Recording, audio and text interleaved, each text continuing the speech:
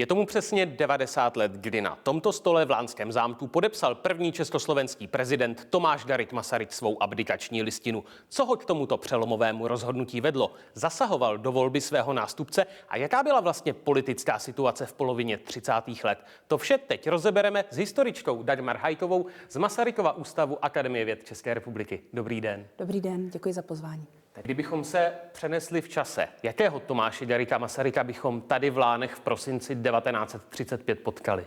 Asi určitě zesláblého, protože už to byl nemocný člověk, který ale stále dodržoval své rituály. To znamená, že ráno vstával, trochu se snažil v rámci možností cvičit, nechával si dávat zprávy o tom, co se děje ve světě, takzvané reporty, jezdil na výšky, ale zároveň v tom prosinci 1935 už sledoval veškeré to politické dění kolem sebe s velkým očekáváním, protože svého úřadu skutečně se chtěl úpěnlivě vzdát. Ten příběh, který nakonec vede až k jeho abdikaci, ale začíná už dříve, v květnu 1934, jeho prezidentskou volbou.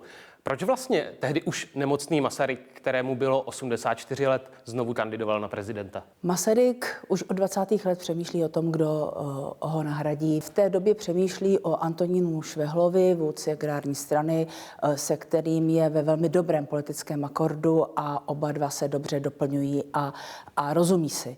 Ale Švehla umírá v roce 1933 a pro Masaryka naprosto přirozeným nástupcem a dodržovatelem jeho linie, jak vnitropolitické, tak zahraničně politické, je Edvard Beneš. V roce 1934, kdy mají být další volby prezidenta, však nebyl pro Beneše ještě jasný konsenzus politický a zároveň Beneš Masaryka prosil, aby ještě kandidoval. Masaryk v březnu, když Benešovi říká, dobře, já tedy do té volby půjdu, tak je ještě naprosto zdrav. Ale předtím, než došlo k volbě Masaryka prezidentem, tak on utrpěl záchvat mrtvice, který jej neuvěřitelně ovlivnil, jak trošku mentálně bych řekla, tak hlavně fyzicky. Vy jste tady na zámku v Lánech nedávno otevírala obálku, ve které byl poslední vzkaz, který on diktoval v srpnu 1934 Janu Masarykovi. Nakolik nám ten její obsah vypovídá třeba o tom zdravotním stavu prezidenta právě v podstatě na začátku toho jeho třetího volebního období? Tady bych podtrhla, že byl určený Janu Masarykovi a Edvardu Benešovi a že to jsou takové velmi stručné, velmi osobní instrukce vlastně člověka, prezidenta, který domnívá se, že odchází z tohoto světa a myslí přitom na ten stát a jak ho dál nějak vést nebo udržet a myslí i na to, že nejdůležitější je, aby lidé se stále vzdělávali. Ještě bych chtěla ale podotknout, že tato slova se tedy s tou obálkou tak zvláštně stala součástí historie, ale on je Jan Masaryk potom přepsal a čistopisně a nechal uložit do archivu jako takové svědectví té doby. V tom našem rozhovoru budeme za chvíli pokračovat, ale teď už právě zamíříme do archivu Masarykova ústavu, kde uchovávají i další upomínky na prezidenta Masaryka. Tady bych vám ukázala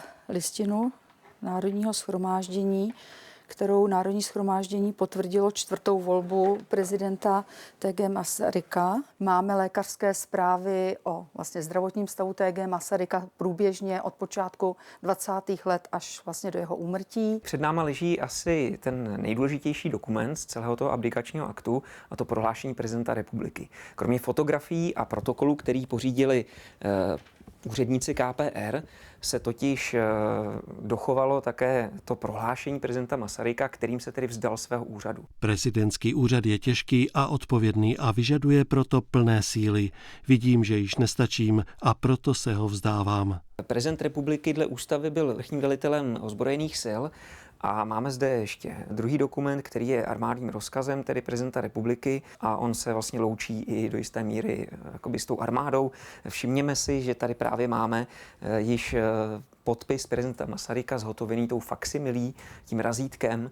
Ta razítka byla pořízena vlastně někdy v roce 34 nebo v roce 1935 a souvisí to vlastně s několika ataky mrtvice, které Masaryk prodělal. Měl vlastně třes z té ruky, takže ten jeho podpis nebyl adekvátní. Tak se kancelář rozhodla pořídit razítko s Masarykovým podpisem, které se pak používalo, ale Masaryk na to razítko přikládal ruku, že souhlasí s tím, aby ten dokument, listina byla podepsána jeho jménem. A my pokračujeme v rozhovoru o abdikaci prezidenta Masaryka s Dagmar Hajkovou z Masarykova ústavu. Kdy se prezident Masaryk smířil s tím osobně, vnitřně, že už tu funkci nezvládá a bude muset abdikovat?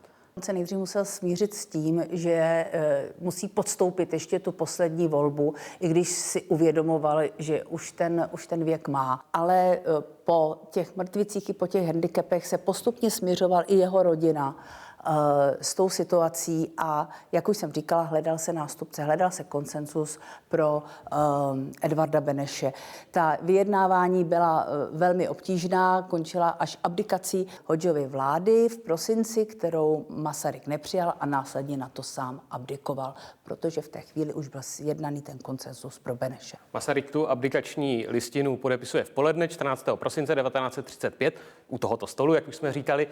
Víme, jak ten den tehdy vypadal a kdo tu s ním byl? Byl tady jeho kancléř Přemysl Šámal, přivedl předsedu vlády, agrárníka Hodžu a byli tady předsedové Senátu a parlamentu, Malý Petr a Soukup. V jejich přítomnosti Masaryk podepsal abdikační listinu a hlavně tu největší podporu Masarykovi tady poskytovala jeho rodina. To zřeknutí se úřadu proběhlo vlastně těsně před Vánoci, ale už za 4 dny, 18. prosince, je zvolen prezidentem Edvard Beneš.